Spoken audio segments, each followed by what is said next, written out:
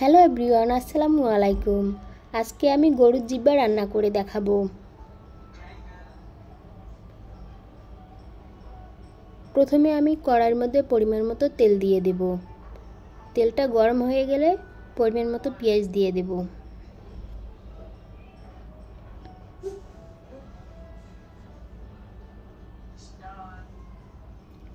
পেঁয়াজটা হালকা ভাজা হয়ে গেলে এরপর আমি 1 চামচ রসুন বাটা 1 চামচ আদা বাটা দিয়ে ভালো করে নেড়ে চেড়ে নেব, যাতে এর কাঁচা গন্ধটা না থাকে।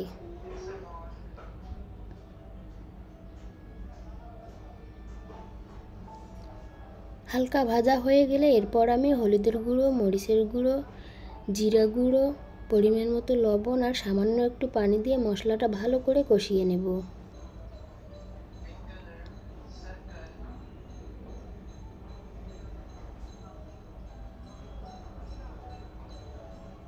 গরম মশলা দিতে ভুলে গিয়েছিলাম, এই পর্যায়ে আমি গরম মশলাগুলো দিয়ে দেব।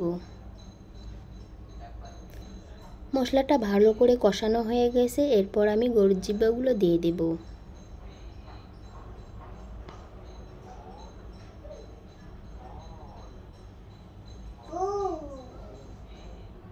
এই গরুর জিহ্বা থেকে যেগুলো পানি বের হবে ওইটাই দিয়ে আমি ভালো করে কষিয়ে নেব।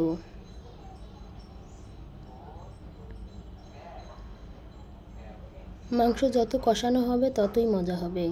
আমি ভালো করে কষিয়ে নিচ্ছি।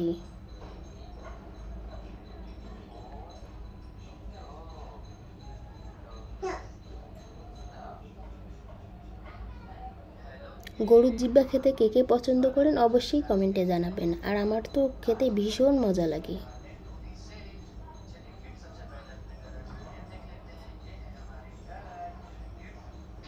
গরুর জিহ্বা থেকে যেগুলো পানি বের হয়েছে ওটা দিয়ে ভালো করে আমি কষিয়ে নিছি। এরপর আর একটু পানি দিয়ে আমি কষিয়ে নেব, কারণ তরকারি যত কষানো হবে ততই কিন্তু মজা হবে।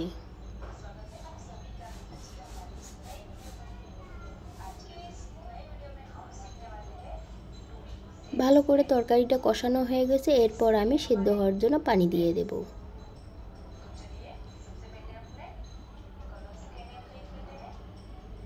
তরকারিতে বলক আসলে আবার একটু নাড়িয়ে দেব, যেন সব পাশে সব তরকারি একদম সমানভাবে সিদ্ধ হয়ে যায়।